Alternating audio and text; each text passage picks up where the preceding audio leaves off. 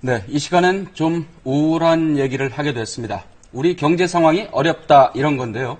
한국은행이 올해 우리나라의 경제 성장률 전망치를 기존 3%에서 2.8%로 하향 조정했고요. 해운, 조선 같은 일부 산업 분야는 구조조정이 시급하다 이런 지적까지 나왔습니다. 네, 조영모 LG경제연구원 연구위원과 함께 현재 우리 경제 상황을 진단하고 왜 이 시점에서 구조조정이 필요성이 강조되고 있는 건지 이야기를 나눠보겠습니다. 안녕하십니까? 네, 안녕하세요. 네, 먼저 한국은행이 발표한 경제 성장률 전망치와 또 이유로 경제부총리가 언급한 구조조정에 관한 내용들 저희가 정리해봤습니다. 보시죠. 한국은행이 올해 우리나라 경제 성장률 전망치를 2.8%로 하향 조정했습니다. 지난 1월 전망치 3%에서 0.2%포인트 낮췄습니다. 1, 4분기의 실적이 1월 달에 저희들이 예상했던 것보다는 미치지 못했던 점, 세계 교육 신장률이 그런 전망치가 낮아진 것이 주된 이유라고 하겠습니다. 따라서 일부에선 저성장이 고착화되는 게 아니냐는 우려까지 나오고 있습니다. 이런 가운데 정부는 부실기업 구조조정, 이른바 구조개혁의 칼을 빼드는 분위기인데요. 유일호 경제부총리는 지지부진한 기업 구조조정을 직접 챙기겠다고 밝혔습니다. 한없이 이렇게 끌고 간다든가 이렇게 될 수 없고, 이제 필요한 시점에는 신속하게 구조조정을 해야 된다. 금융당국도 시중은행장들에게 기업 구조조정을 신속하고 과감하게 추진하라고 전했습니다. 이 한국은행이 이제 이 경제 성장률 전망치를 4월 이전에 이렇게 하향 조정한 것이 글로벌 금융위기 직후인 2009년 그리고 유럽 재정위기가 한참 치솟던 2013년 이렇게 단 2차례뿐이었다고 하는데 우리 경제가 이런 예전 위기 상황 때처럼 지금 그렇게 어려운 건가요? 일단 앞서 말씀하신 것처럼 한국은행에서 이번에 경제 전망을 수정을 하면서 성장률 전망치를 낮추긴 했지만 일단 한국은행에서는 향후에 예상되는 우리 경제의 이 성장 경로는 예전에 전망했던 것과 유사할 것이다라고 이야기를 하고 있고요. 이번에 성장률 전망치를 0.2%포인트 낮춘 이유로는 올해 1분기 올해 봄까지의 상황이 예상보다는 좋지 않았다라고 하는 이유를 들고 있습니다. 그 구체적인 이유로는 미국의 경기 회복세가 다소 좀 둔화되는 모습이 보였고 중국의 경기 급락에 대한 우려가 있었고요. 그리고 예상보다도 국제유가가 낮은 수준이 지속이 되면서 석유를 수출하는 신흥국들의 상황이 안 좋았고 그것이 우리 수출에 악영향을 미쳤었죠. 유럽과 일본 같은 경우에는 2월에 예상하지 못했던 일본의 마이너스 금리 정책 도입으로 인해서 국제 금융 시장이 혼란스러웠던 것도 우리 경제에 악재로 작용을 했었다라고 지적을 했습니다. 그러니까 이게 글로벌 상황을 이제 우리 경제가 영향을 받을 수밖에 없다. 그래서 이제 선제적으로 좀 내렸다. 이제 이런 부분이겠죠. 그렇습니다. 네. 2, 3, 4분기 그럼 앞으로는 더 나빠질까요? 일단 이번에 한국은행이 성장률 전망치를 3%에서 2.8%로 낮춘 것에 대해서 주목을 했던 이유는 몇 가지가 있습니다. 상대적으로 여러 경제 전망 기관들 중에서 한국은행 같은 경우는 아무래도 이러한 국가기관이다 보니까 상대적으로 좀 낙관적으로 보는 성향이 있다라는 이런 분석들이 있어요.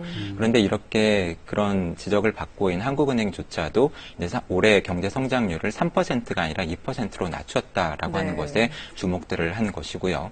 그리고 지난해에도 이미 2%대 성장률을 기록을 한 바 있는데 만약에 올해에도 한국은행의 전망처럼 2%대 성장률을 기록을 한다고 한다면 2년 연속 우리 경제가 2% 수준의 부진한 성장세에 머무른다라고 하는 점에서 많은 우려를 낳았던 것이죠. 향후의 관건은 앞으로 아까도 말씀을 드렸던 것처럼 다른 나라들, 미국, 중국, 신흥국들의 경제 상황도 상당히 중요할 것 같고요. 그리고 무엇보다도 중요한 것이 사실은 유가의 움직임입니다. 저유가가 지속이 된다고 한다면 우리 수출과 내수에까지도 악영향을 미칠 가능성이 높지 않나 하고 생각이 됩니다. 네. 이제 더욱 걱정스러운 건 이제 이 구조조정 부분인데 총선 이후 지금 구조조정 얘기가 부쩍 많이 나오고 있지 않습니까? 총선 때문에 그동안 말을 좀 못해온 것 아니냐 이런 인상도 있긴 한데 이 구조조정 논의가 이렇게 갑자기 급부상한 배경 어디에 있습니까? 일단은 우리 경제 상황에 대한 진단 때문입니다. 앞서 말씀드린 것처럼 2%대 성장률을 기록을 할 것으로 지금 전망들을 하고 있는데요. 이러한 2%대 성장률이 우리 경제의 체질을 감안을 할 때 과연 낮은 것인가 하는 그러한 지적이 있습니다. 이것이 무슨 이야기냐면 우리 경제의 잠재 성장률이 이미 3%대 초반, 낮게는 2% 중후반까지도 낮아진 것이 아닌가 하는 지적이 나오고 있는데요. 이것은 결국 우리 경제 안에 있는 모든 노동력이라든가 자본을 총동원해서 정상적으로 달성할 수 있는 성장률 수준이 이미 2%대까지도 떨어진 것이 아닌가 하는 우려를 낳고 있는 것이죠. 그렇다 보니까 우리 경제의 성장세를 끌어올리기 위해서는 그동안에 해왔던 일반적인 경기 대책, 가령 금리 인하라던가 정부의 재정 지출 확대와 같은 정책만으로는 부족할 것이고 뭔가 변신을 하기 위한 활력을 제고하기 위한 다른 대책으로서 지금 말씀하신 기업 구조조정이 제시되고 있는 것으로 보여집니다. 뭔가 강력한 돌파구가 필요하기 때문에 구조조정 이야기가 나온 것 같은데 특히 이제 유일호 부총리가 언급한 회사 중에 이제 현대상선 가장 걱정되는 회사다라고 했는데 어떤 이유로 그랬을까요? 일단은 지속적으로 업황이 좋지가 못했고요. 네. 그렇다 보니까는 기업 구조조정이 필요할 때마다 계속 단골 손님처럼 언급이 되었던 회사입니다.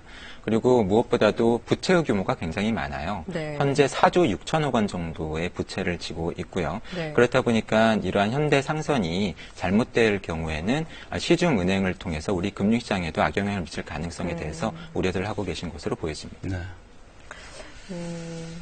지금 저희가 사진 하나를 준비를 했는데요. 좀 보여주시겠어요? 네, 현대중공업 울산만 해양공장에 있는 말매의 눈물이라고 불리는 크레인입니다. 이게 왜 말매의 눈물이라고 불리는지 아시죠? 네.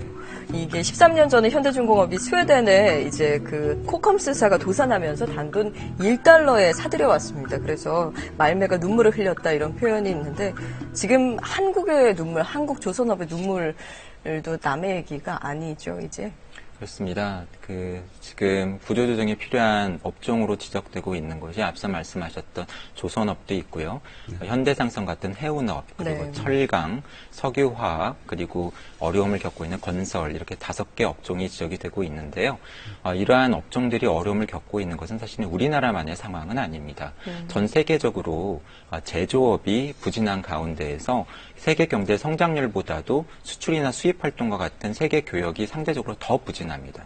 그렇다 보니까 그 과정에서 쓰이는 이러한 배라던가 또는 배를 통해서 활동이 이루어지는 해운업 같은 경우에 직격탄을 맞고 있는 것으로 보이고요. 특히 이러한 조선업 같은 경우에는 부채의 규모도 많고 또 한 분기에만 수조 원에 달하는 손실을 기록을 할 정도로 최근에 업황이 악화되고 있기 때문에 많은 우려를 낳고 있는 거죠. 그렇다면은 이제 그런 구조조정이 이제 지금 뭐 시급하다, 이제 이것이 이제 정부의 인식인데 말이죠.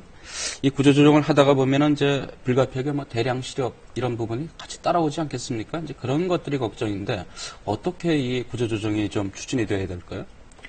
앞서 말씀드렸던 5개 업종에 공통점이 있어요. 네. 상대적으로 공장의 규모가 크고 많은 인력을 고용을 하고 설비 투자의 규모도 많습니다. 그리고 해당 지역 경제에 아주 큰 영향을 미치는 이러한 기간 산업들이라고 하는 공통점이 있죠. 그렇다 보니까 만약에 이러한 업종들을 대상으로 해서 구조조정이 시행이 된다라고 한다면 아무래도 지역 경제도 상당히 악화되고 대규모 실업 사태도 발생할 가능성이 있겠습니다. 그렇기 때문에 사실은 이러한 업종들이 많은 문제점이 있음에도 불구하고 지금까지 구조조정이 다소 좀 미루어진 측면이 있었던 것으로 보이고요. 이것을 돌파하기 위해서는 아무래도 행정부 또는 정치권의 강력한 의지가 필요하지 않을까 하고 생각이 됩니다. 네, 아파도 좀 나아질 수 있다면 주사나 약이 필요하긴 하죠. 네, 오늘 말씀 고맙습니다. 네, 고맙습니다. 네, 감사합니다. 네, 오늘이 장애인의 날입니다. 장애인 인식 개선 캠페인 9호가 참 좋은데요. 우리 함께 맞춰가요. 말할 땐 눈높이를, 걸을 땐 발걸음을. 네, 눈높이를 맞추고 발걸음을 맞추고 이렇게 맞춰가는 건 바로 배려하는 마음 아닐까요? 시사진단 오늘 여기서 마치겠습니다. 저희는 내일 다시 뵙겠습니다. 고맙습니다. Where we are once, we are